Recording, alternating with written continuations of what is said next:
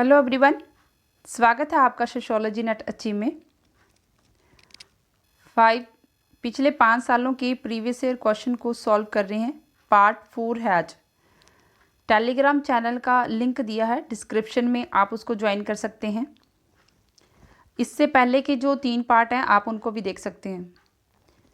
Question है, first question है, who name the term ecofeminism.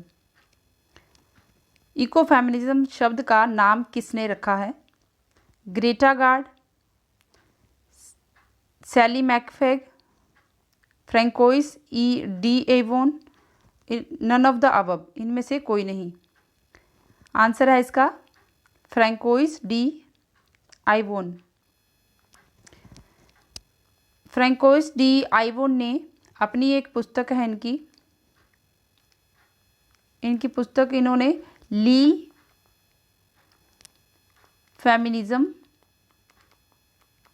फेमिनिज्मी ओ ला मोट, इस पुस्तक में इन्होंने इकोफेमिनिज्म शब्द को यूज़ किया है। इसमें ये जो अवधारणा दी है इन्होंने इकोफेमिनिज्म, इस अवधारणा में महिलाओं के अधिकारों की बात करती हैं। पर्यावरणीय जो मुद्दे हैं उनके बीच में, पर्यावरणीय मुद्दों के बीच में जो संबंध हैं उन पे ध्यान केंद्रित किया है। तो इकोफेमिनिज्म जो शब्द है वो किसने दिया है?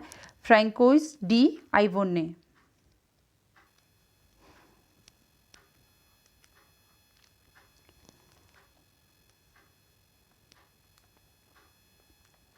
नेक्स्ट क्वेश्चन है, C Wright Mills has not discussed which sector of elite.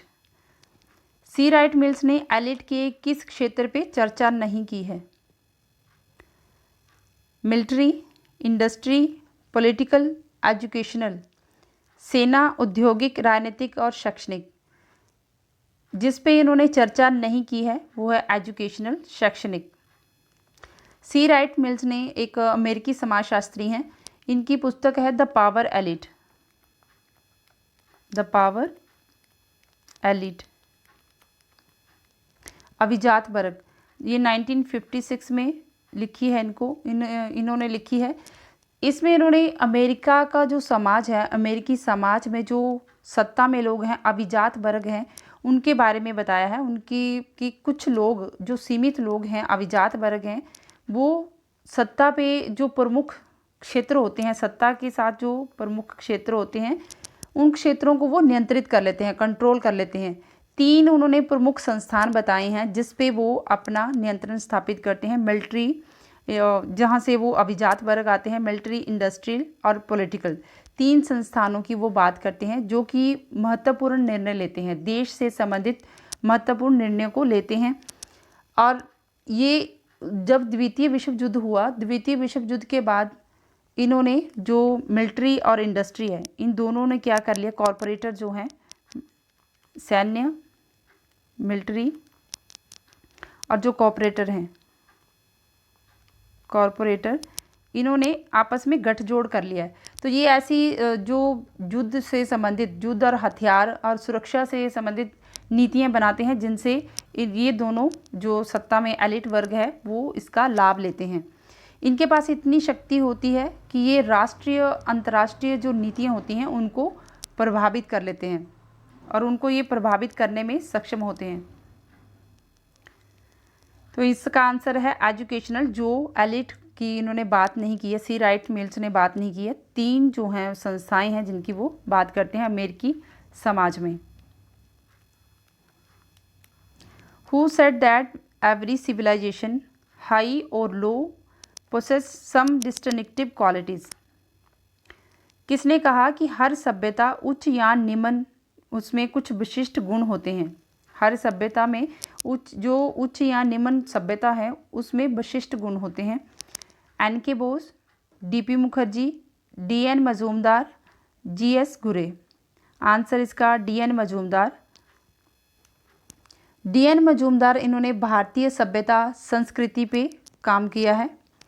सभ्यता और संस्कृति पे इन्होंने, भारतीय सभ्यता और संस्कृति पे इन्होंने अध्ययन किया है।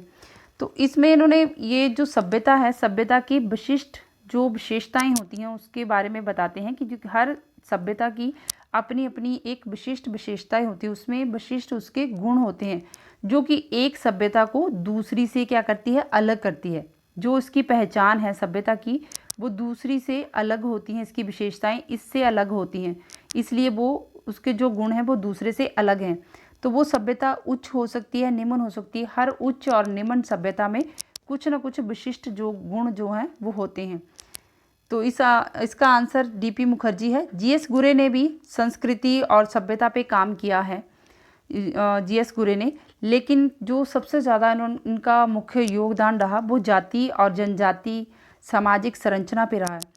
जीएस गुरे का जो मुख्य कार्य है वो caste and race in India, caste and race in India, इसके इर्द गिर्द ही इनका जो कार्य है वो घूमता है, इनके इर्द गिर्द उन्होंने ज़्यादा काम किया है।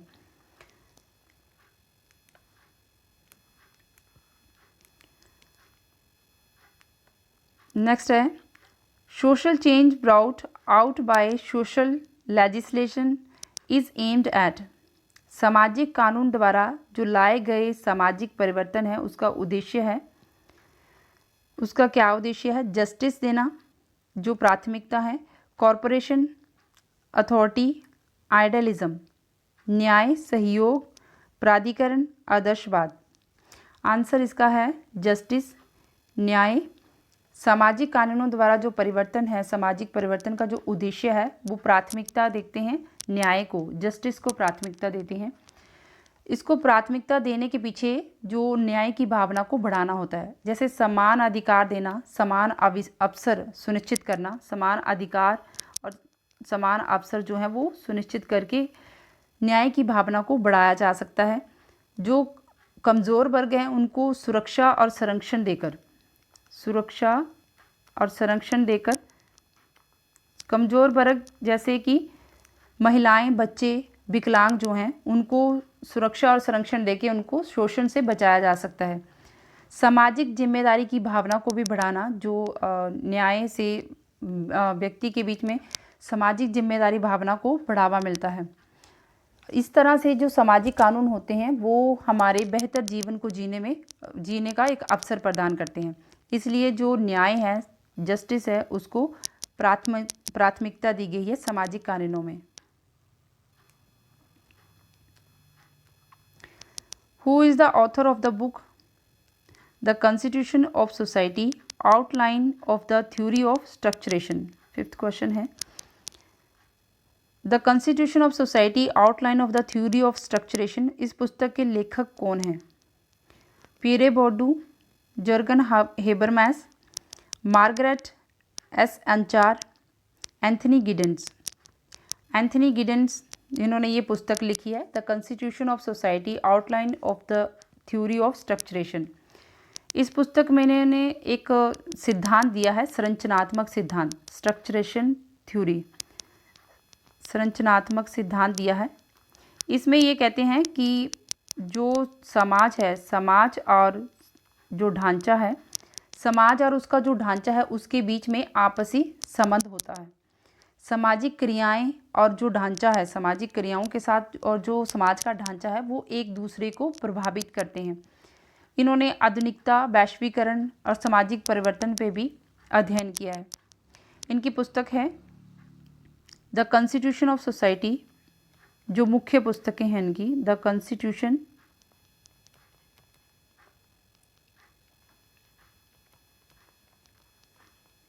Of society, modernity,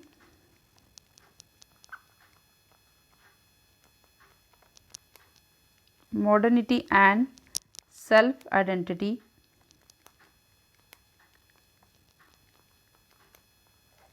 the third wave. ये तीन पुस्तकें हैं इनकी जो बहुत ज़्यादा फेमस हैं, ये एग्ज़ाम में पूछी जाती हैं। ये दूसरी है, तीसरी, पहली मैंने लिख दी थी। और इन्होंने संवाद और तर्कशीलता पे संवाद और तर्कशीलता की भी बात करते हैं कि समाज में संवाद और तर्कशीलता से समझ बढ़ती है। और जो जर्गन हेबरमास हैं इन्होंने भी सार्वजनिक क्षेत्र में काम किया है। सार्वजनिक क्षेत्र है इनका काम। संवाद की तर्कशीलता।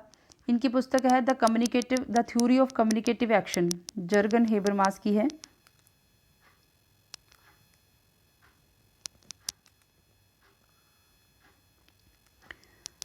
द थ्योरी ऑफ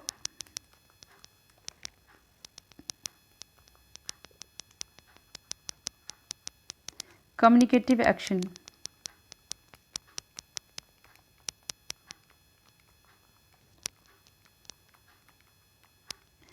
और दूसरी जो एक और इनकी फेमस पुस्तक है the structural transformation of the public sphere. Bourdieu ने जो काम किया है, इन्होंने कैपिटल की अवधारणा दी है। धन जो पूंजी है उसकी 4 तरह की अवधारणा दी है कि आर्थिक पूंजी होता है, एक आर्थिक पूंजी, सांस्कृतिक पूंजी। आर्थिक पूंजी का संसाधन क्या है? वित्तीय संसाधन। सांस्कृतिक पूंजी जिसका ज्ञान और शिक्षा जो संसाधन है। सामाजिक पूंजी, इसमें सामाजिक संबंध और नेटवर्क। सिंबॉलिक पूंजी जो कि जिसमें मान्यता और प्रतिष्ठा होती है। तो पियरे बोर्डू ने 4 तरह की पूंजी दी है, 4 तरह की पूंजी की अवधारणा दी है।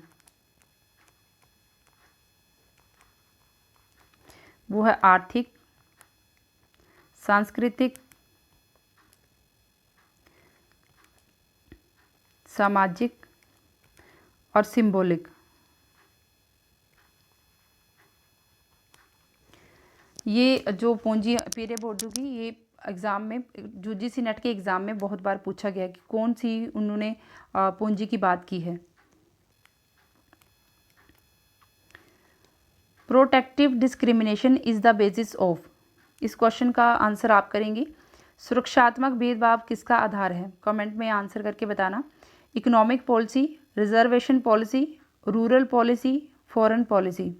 आर्थिक नीति, आरक्षण नीति, ग्रामीण नीति और विदेश नीति। इसका आप कमेंट में आंसर करें।